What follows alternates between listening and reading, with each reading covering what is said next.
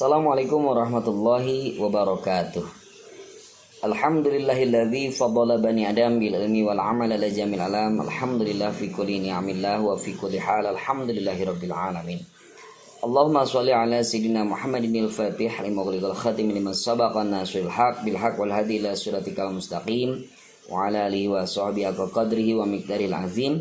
Allahumma akhrijna min dhulumatil wahmi wa akrimna binuril fahmi wa aftah alaina bi ma'rifatil ilmi wa hassin akhlaqana bil hilmi wa sailana bi fadlik wa ansur alaina min khazaini rahmatik ya arhamar rahimin.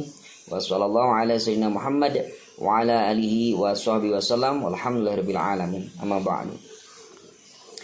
Puji syukur kehadirat Allah Subhanahu wa taala yang Maha Ghafur, wabil khusus pada kesempatan saat ini Senin pagi kita akan membahas materi yang pertama, yaitu tentang kebijakan Dinas Pendidikan di wilayah 1, yaitu Kabupaten Bogor, tentang kebijakan-kebijakan dari Kementerian Pendidikan dan Kebudayaan.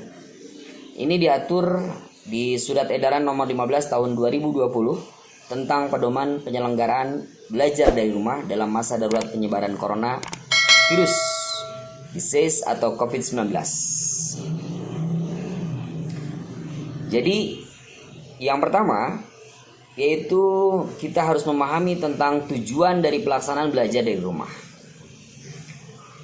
Kita telah ketahui bersama beberapa bulan ini anak-anakku sekalian belajar di rumah. Tentunya ini cukup mengalami banyak tantangan. Dari mulai kerinduan dengan teman-teman, dengan para guru-guru yang biasa mendidik kita, juga hal-hal lain yang mungkin kita kehilangan sekali. Ada canda, ada tawa, ada kebersamaan. Tapi tentunya ini untuk kemaslahatan dan keamanan serta kenyamanan bersama untuk melihat Indonesia jauh lebih aman dan menciptakan kembali stabilitas terutama di bidang kesehatan secepatnya. Mari kita berdoa bersama bahwasanya keadaan yang sedang kita lalui ini bisa secepatnya dilalui, bisa secepatnya diselesaikan. Tentunya ini butuh dukungan dari kita semua. Satu, yaitu tentang tertib dan disiplin dalam menjalankan berbagai kebijakan dan keputusan yang telah kita lalui saat ini dan telah disampaikan baik itu lewat peraturan-peraturan yang telah dikeluarkan oleh pemerintahan. Khususnya sekarang yang kita bahas yaitu tentang di dunia pendidikan, khususnya di Kabupaten Bogor, yang kebetulan kita masuk pada zona atau wilayah yang memang belum untuk diperkenankan melaksanakan pembelajaran secara tatap muka. Sehingga saat ini mau tidak mau kita masih harus melaluinya dengan pembelajaran secara daring. Tujuan pelaksanaan di rumah atau pelaksanaan belajar dari rumah BDR selama darurat COVID-19 bertujuan yang pertama, memastikan pemenuhan hak peserta didik untuk mendapatkan layanan pendidikan selama darurat COVID-19. 2. Melindungi warga satuan pendidikan dari dampak buruk COVID-19 yang mungkin sudah kita ketahui bersama, reaksi efek dari COVID-19. Yang ketiga, mencegah penyebaran dan penularan COVID-19 di satuan pendidikan. Mari kita jaga bersama agar kita tidak saling mencurigai. Maka ini jalan tengah terbaik untuk saat ini, bahwasanya hak-hak kalian dan kewajiban-kewajiban kami selaku para pelaku di dunia pendidikan ini tetap kita penuhi. Yang keempat, yaitu memastikan pemenuhan dukungan psikososial bagi pendidik, peserta didik, dan orang tua atau wali. Jadi insya Allah, baik itu pelaporan hasil dari pembelajaran, begitupun proses operasional pembelajaran, ini akan kita laporkan secara berjenjang sesuai dengan kebutuhan yang akan kita laksanakan. Selanjutnya, prinsip pelaksanaan belajar dari rumah atau BDR, mungkin sebelum kita lanjutkan ada beberapa pertanyaan. Kita sedang menjalin kerjasama dengan beberapa provider yaitu agar bisa meringankan beban, terutama yaitu dari masalah yang sering kita keluhkan, yaitu masalah biaya atau kuota. Sebenarnya kuota ini diadakan adalah bisa jadi dananya dari mana? Diambil dari dana yang seharusnya kalian keluarkan untuk transportasi, yang harusnya berangkat ke sekolah, yang harusnya jajan di sekolah dan sebagainya. Tapi karena pembelajaran dilaksanakan di rumah, maka tentunya untuk konsumsi kita bisa makan di rumah sehingga tidak mengeluarkan biaya lagi. Seperti hanya makanan-makanan walaupun tidak adanya COVID tetap kan makan. Nah, lalu yang kedua, transport ini bisa dialokasikan untuk sementara waktu untuk biaya pembelajaran daring ini. Ya. Jadi biaya-biaya yang harusnya apabila kita laksanakan secara tatap muka, walaupun tentu saja secara kenyamanan, secara kejelasan, secara hal-hal lainnya mungkin tentunya lebih enak kita bertatap muka. Tapi ini karena keadaan. Jadi bukan karena dipaksakan, jadi bukan karena kemauan, tapi karena keadaan. Maka mudah-mudahan apabila sudah ada kebijakan 1 bulan ke depan, maka silakan KBM. Insya Allah kita akan laksanakan KBM secara tatap muka. Banyak hal yang ingin kami jelaskan kepada Anda semua. Banyak hal yang ingin kita detailkan terhadap Anda semua, yang tentunya masih bingung. Kalian baru daftar, kalian belum kenal kami, kalian belum kenal sistem, proses dan sebagainya. Maka MPLS ini jadikan untuk ajang mengenal awal dulu, untuk tahap awal dulu, mengenal sekolah, mengenal proses dan mengenal sistemnya, yang insya Allah akan kita tuturkan pada materi yang kedua. Tapi tentunya kewajiban kita semua sebagai warga negara Indonesia yang baik untuk mengetahui peraturan dan kebijakan-kebijakan yang telah dikeluarkan, yang telah disepakati, yang telah diedarkan oleh pemerintah di lingkungan setempat. Prinsip pelaksanaan belajar di rumah yang pertama yaitu keselamatan dan kesehatan lahir batin peserta didik, pendidik, kepala satuan pendidikan, dan seluruh warga satuan pendidikan menjadi pertimbangan utama dalam pelaksanaan BDR. Jadi bukan karena malas-malasan, tapi lebih kepada prinsip yang paling utama, keselamatan dan kesehatan kita semua. Yang kedua, prinsip yang kedua, kegiatan BDR dilaksanakan untuk memberikan pengalaman belajar yang bermakna bagi peserta didik. Tentunya teman-temanku sekalian, BDR ini hikmahnya sangat besar. Dulu kita hanya baru bisa mendengar. Dulu kita berangan-angan, gimana sih proses belajar jarak jauh? Nah, sekaranglah kita dikenalkan. Saat ini mungkin hal yang tabu. Wallahu a'lam, mungkin ke depan ini adalah sebuah kebutuhan yang tidak bisa kita indahkan. Kita pantengin YouTube berjam-jam, kita siap. Kita pantengin WA berjam-jam, kita kuat. Malah menjadi sesuatu kebutuhan ketika kita tidak buka YouTube, kita tidak buat status YouTube, kita tidak buka WhatsApp atau status, tidak membuat status di WhatsApp, maka seakan-akan kita sakau, kita kecanduan. Nah, manfaatkan kepada hal yang lebih positif, yaitu BDR, belajar dari rumah. Nikmati, biasakan, maka akan menjadi kebutuhan. Selanjutnya, BDR selain untuk pengalaman, yang ketiga, BDR dapat difokuskan pada pendidikan kecakapan hidup, antara lain mengenai pandemi COVID-19. Yang berikutnya, materi pembelajaran bersifat inklusif sesuai dengan usia dan jenjang pendidikan, konteks budaya, karakter, dan jenis kekhususan peserta didik. Jadi kita akan berusaha menyederhanakan ini sesuai dengan kebutuhan secara usia, secara kultur, dan kebutuhan di lingkungan kita. Jadi nggak usah khawatir. Jadi mungkin awal karena sesuatu yang langka dan baru, wajar sekali kalau ternyata ini menjadi sesuatu yang seakan-akan rumit. Tapi apabila kita sudah membiasakan diri, insya Allah segala sesuatunya akan menjadi mudah.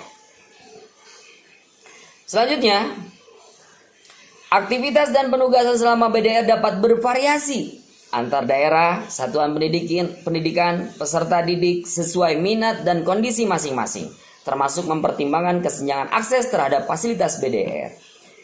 Tentunya kami sendiri secara fasilitas insya Allah untuk masalah BDR atau pembelajaran daring ini insya Allah kita sudah cukup memadai. Namun memang salah satu kunci utamanya adalah respon dari teman-teman sebagai konsumen dari pembelajaran ini. Contoh, bagaimana antusiasme Anda semua untuk menyediakan kuota yang khusus untuk pembelajaran.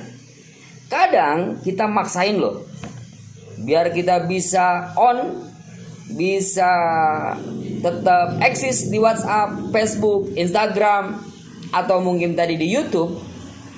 Kita sampai-sampai gimana caranya mengadakan kuota tersebut. Kami berharap motivasi tersebut ini ada ketika kalian melakukan pembelajaran daring atau pembelajaran dari rumah.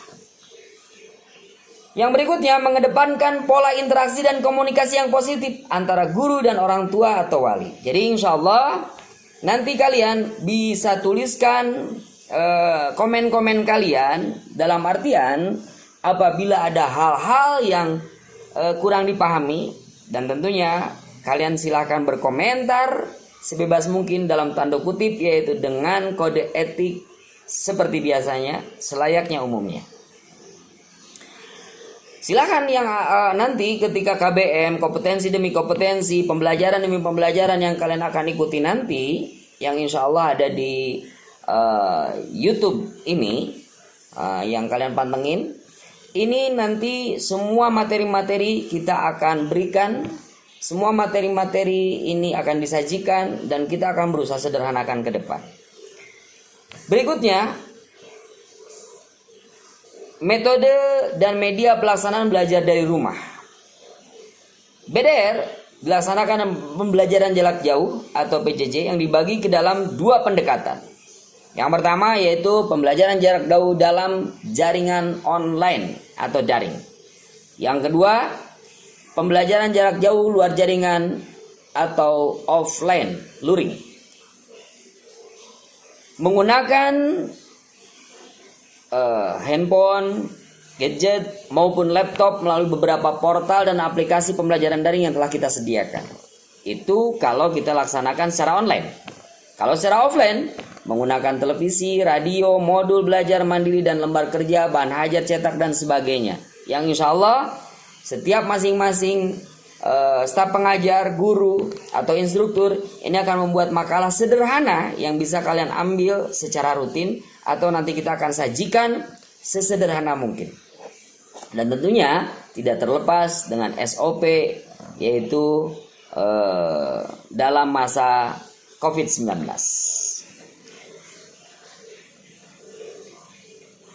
Jadi sumber bahan ajarnya tidak harus dari yang tadi, YouTube atau WhatsApp atau hal yang lain. Bisa juga kita akan mengambil dari televisi, dari media-media yang ada yang bisa dengan mudah kalian akses.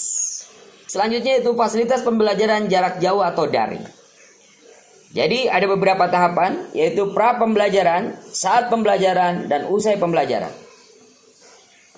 Jadi yang harus dipersiapkan oleh teman-teman pra pembelajaran, satu, siapkan nomor telepon yang online, apakah itu punya orang tua atau mungkin bisa jadi milik peserta didik. Ya, yang bisa digunakan untuk WhatsApp, karena ini mungkin salah satu media yang paling efektif saat ini yang bisa kita gunakan secara personal, antar personal. Juga bisa dengan media grup yang telah kami sediakan juga. Yang kedua yaitu diskusikan dengan orang tua atau wali peserta didik. Jadi kalian manfaatkan waktu kebersamaan ini dengan quality time, yaitu berdiskusi dengan orang tua dengan materi-materi yang mungkin kalian akan dapatkan pencerahan dari beliau semua. Tentunya ini dengan prasyarat kita harus ada peralatan-peralatan tersebut, yaitu handphonenya atau mungkin yang memiliki bisa laptop dan sebagainya. Poin utamanya adalah harapan kami, mari kita hadapi keadaan seperti ini, keadaan yang tidak diinginkan oleh semuanya, tapi mari kita cari hikmah-hikmah yang ada di dalamnya, yang mungkin sudah mulai kita lalui saat ini, yaitu dengan sikap optimisme, bukan dengan hanya bisa mengeluh saja. Karena anak-anak usia balita itu sudah bisa mengeluh. Tapi yang membedakan antara dewasa dan tidak adalah bagaimana kita menyikapi permasalahan. Kita coba sederhanakan masalah tersebut, kita selalu cari jalan keluarnya, lalu kita respon dengan positif, maka insya Allah hasilnya segala sesuatunya akan menjadi prospektif. Kebijakan demi kebijakan yang telah dikeluarkan pemerintah, mari kita respon dengan positif yang insya Allah tentunya keuntungannya untuk kita semua. Kita sebagai pelaku di lapangan, kita ikuti sebagai warga negara Indonesia yang taat terhadap aturan-aturan dan kebijakan-kebijakan pemerintah kita. Para anak-anakku sekalian, kita masuk pada materi yang kedua, yaitu tentang kebijakan di satuan pendidikan atau di SMK Kusuma Bangsa Yastia. Teman-teman, awalan atau langkah-langkah awal yang bisa kalian lakukan adalah: 1. Kenali, fahami, dan cintai. Ada metode yang disebut dengan AIDA. Attention, Interest, Desire, Action. Attention, perhatikan. Segala sesuatu, metode personal approach atau general approach, pendekatan itu yaitu yang pertama perhatikan. Tidak mungkin kita bisa menyayangi seseorang, menyayangi sesuatu kalau kita tidak pernah memperhatikan. Gak mungkin dong ujuk-ujuk langsung sayang, ujuk-ujuk datang langsung tembak I love you, kan gak mungkin. Pasti ada pendekatan dulu. Jadi tanpa sengaja kita berpapasan, namanya memperhatikan. Perhatikan, ternyata cakep juga ya. Nah, contohnya begitu. Maka timbul ketertarikan, interest. Tahap yang kedua, kalau kita memperhatikan, interest, tertarik. Ya Allah, baik banget. Ya Allah, sopan banget. Ya Allah, soleh banget. Dan seterusnya, dan seterusnya. Tahap yang berikutnya adalah, kalau sudah tadi memperhatikan, lalu muncul yang kedua, tertarik, maka yang ketiga, AIDA, D, desire. Apa? Desire itu keinginan.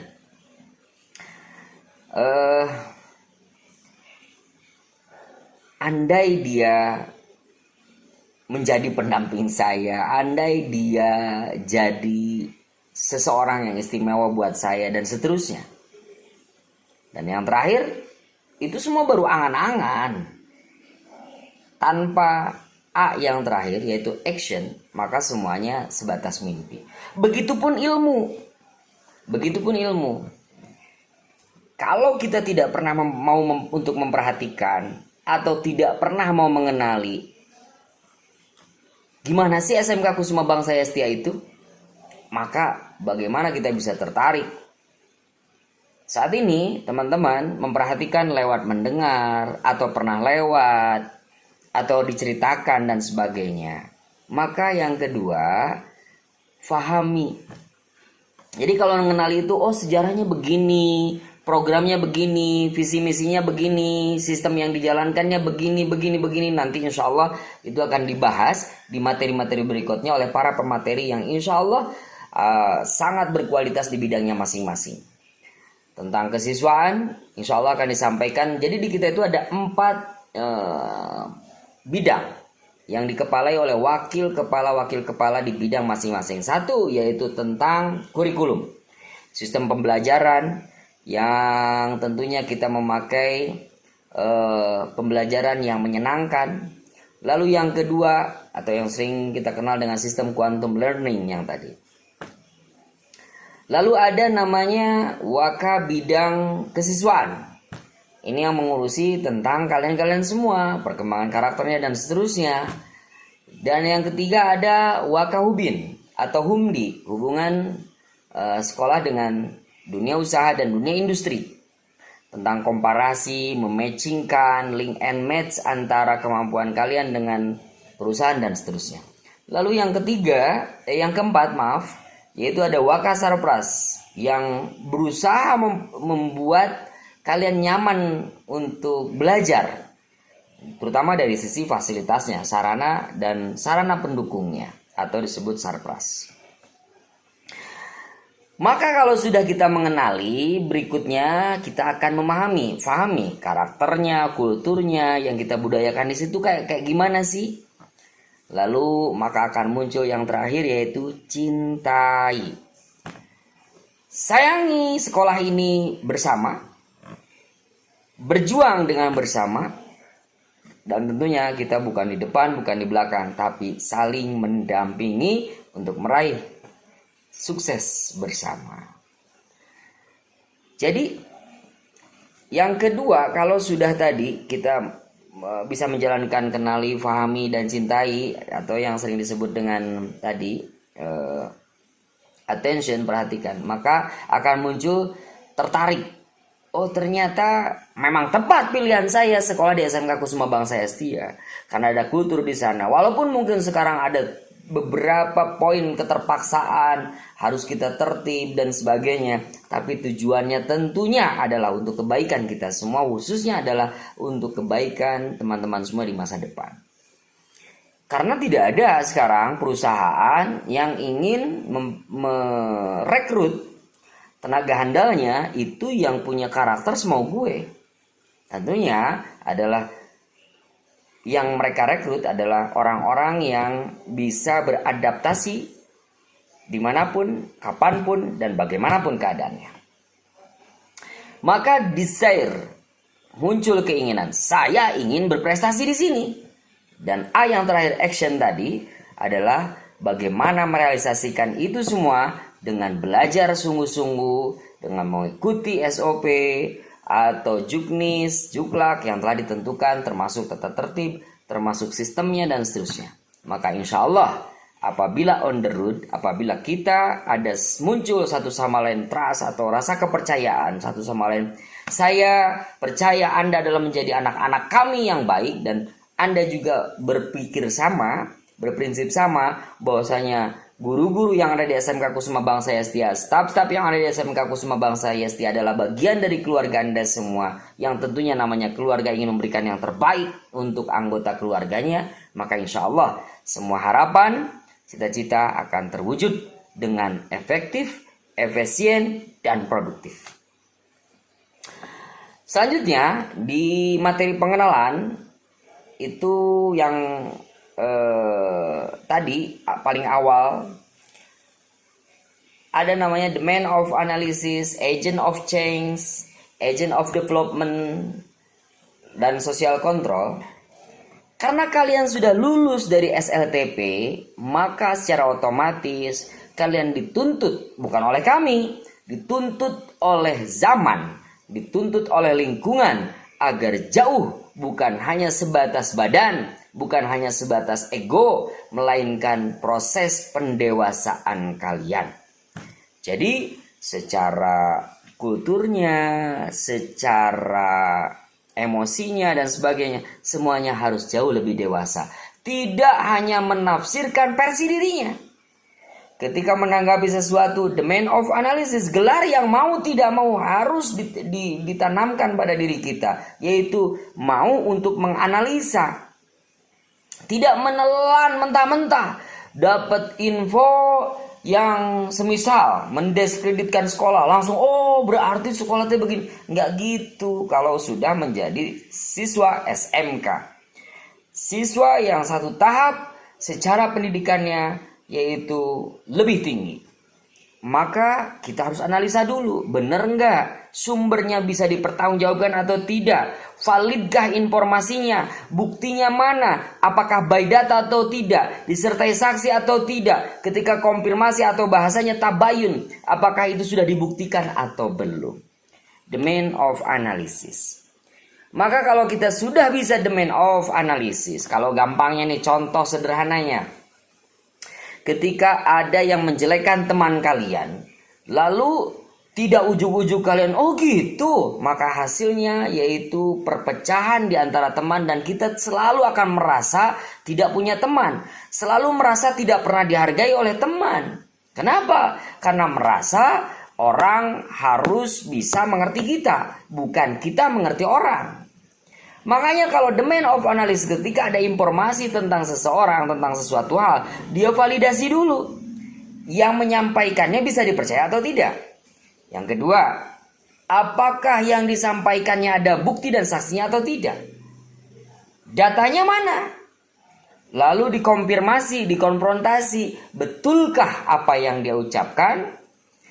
Lalu diamati dulu bila perlu. Kok bertentangan dengan karakter kesehariannya? Nah, itu namanya domain of analysis. Masuk pada tahap kedua. Kalau dia sudah bisa menganalisa, maka dia sudah bisa masuk kategori agent of change. Agen daripada perubahan. Ada beberapa yang harus dilalui menjadi agent atau agen daripada perubahan tersebut. Yang biasanya tadi semaunya kita, namanya orang dewasa. Contohnya apa? Orang tua kalian sudah bukan lagi memikirkan kebutuhan pribadinya. Mereka siap untuk lapar demi anak-anaknya, yaitu demi kalian semua. Maka orang tua kita adalah contoh konkret agent of change, agen daripada perubahan. Kalian mengawali diri, yaitu lebih disiplin, lebih baik dalam hal akhlak, dalam hal sikap, dalam hal bahasa atau lisan. Maka kalian sudah mengawali menjadi potensi agent-agent of change, agen-agen daripada perubahan.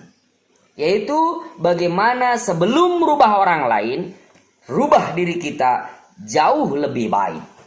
Kita sering menuntut orang, kita sering menjudge, menghakimi orang. Kenapa dia berubah? Kenapa dia tidak seperti apa yang diinginkan? Tanpa mau mengintrospeksi diri kita. Bisa jadi orang berubah itu karena kita. Bisa jadi memang mereka ingin lebih maju dibanding kita. Contoh, ketika kita sedih, sedangkan teman kita sedang ada kesibukan, kita langsung menjudge-nya. Ketika kita lagi sedih, ketika kita di posisi di titik yang terbawah, orang-orang sudah tidak peduli pada saya. Kita langsung menjudge seperti itu. Padahal bisa jadi mereka tetap menyisipkan nama kita di dalam doanya, di setiap ibadahnya. Kita yang selalu membungkus segala sesuatu dengan suudzon. Selalu ketika itu tidak sesuai dengan yang kita harapkan, maka orang akan menjadi jelek dalam prasangka kita. Padahal coba bungkus segala sesuatu dengan husnudzon, maka pikiran, badan, segala sesuatunya akan menjadi sehat sesuai yang kita harapkan. Berikutnya, yaitu kalau Anda sudah bisa merubah diri Anda menjadi lebih baik, apalagi sudah bisa membawa efek yang lebih baik juga untuk teman-teman kalian, maka yang ketiga, agent of development, yaitu agen daripada pembangunan. Kalau dia sudah bisa berubah, maka membangun bukan sesuatu yang mustahil. Membangun kultur masyarakat jauh lebih maju, kultur masyarakat jauh lebih positif dan sebagainya. Kenapa? Karena Anda adalah motor penggeraknya. Anda adalah tauladannya. Maka jangan pernah berpikir, apa tuh saya mah hanya bubuk rangginang. Bukan begitu. Tapi sebaliknya, I can believe you can do it. Saya percaya Anda bisa lakukan. Maka Anda harus lebih percaya Anda punya kemampuan. Maka muncul yang ketiga, baru kita bisa berhak, yang disebut dengan gelar yang keempat, social control.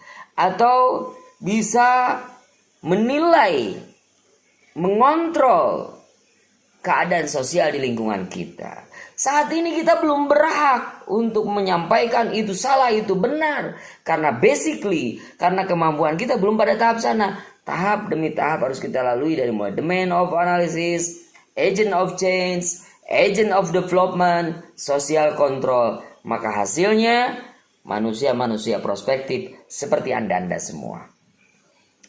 Kalau dalam Islam dijelaskan Laisal fata mayyakulu kana abi lakinal fata mayyakulu ha anaza.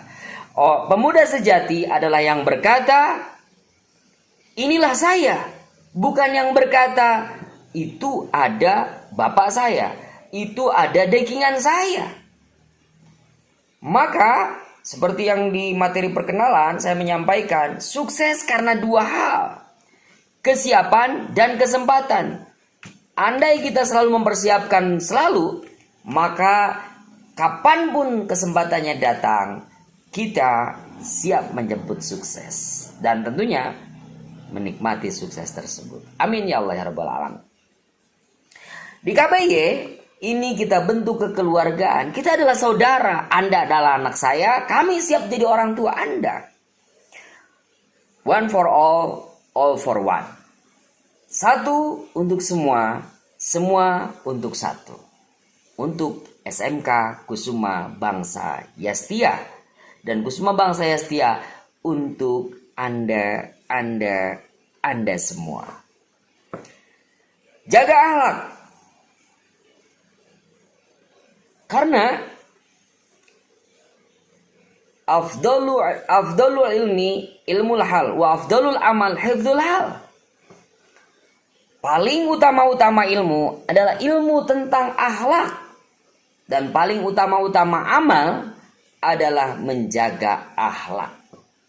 Andai dia ranking 1, bukan lagi satu sekolah, se-Indonesia Raya.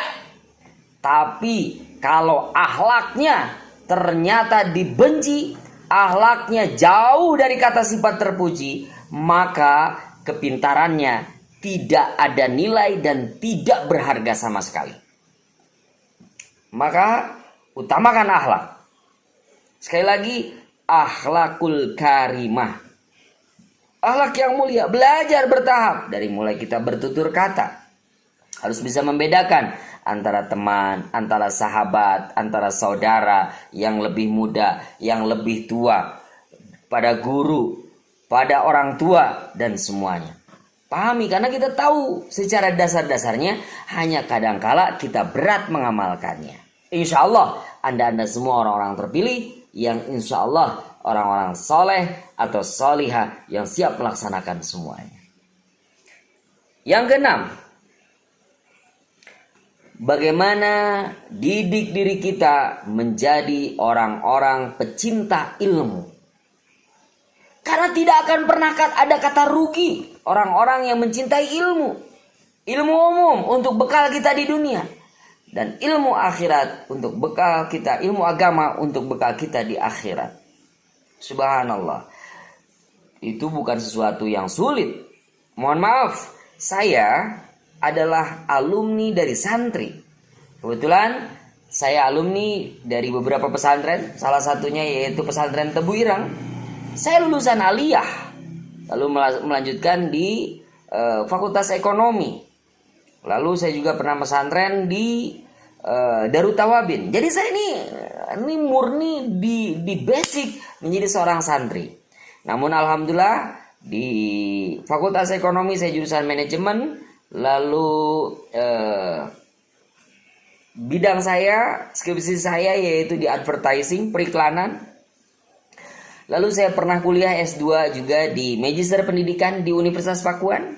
Lalu alhamdulillah saya pernah dapat beasiswa yaitu Magister Hukum di beasiswa dari Gubernur Jawa Barat waktu itu Ahmad Heriawan, yaitu di Magister Hukum Ilmu Tata Negara. Lalu saya juga pernah kuliah S2, saat ini masih kuliah S2 lagi, yaitu di Magister Administrasi Publik. Mohon doanya agar bisa secepatnya selesai, insya Allah tinggal tesis. Mohon doanya. Juga alhamdulillah dapat beasiswa dari Bupati untuk jenjang pendidikan yang disyaratkan yaitu yang lulus S1. Lalu di jenjang berikutnya yaitu di keagamaan, yaitu di pendidikan kader ulama. Alhamdulillahirrabbilalamin.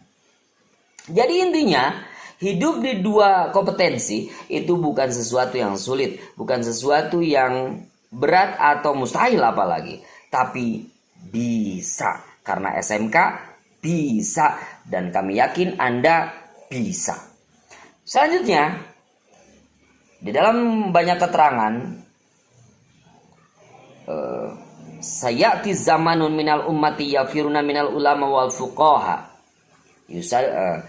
Maka akan datang di akhir zaman, yaitu orang-orang yang lari dari orang-orang yang ahli ilmu, khususnya ilmu agama. Karena gengsi kah, karena merasa sibuk kah, karena merasa lelah kah, sehingga udah nggak mau hadir majelis dan sebagainya. Maka bersiaplah, ada 3 hal, yaitu Allah akan berikan 3 azab, 3 siksaan. 1, raful barokah min kasbihim.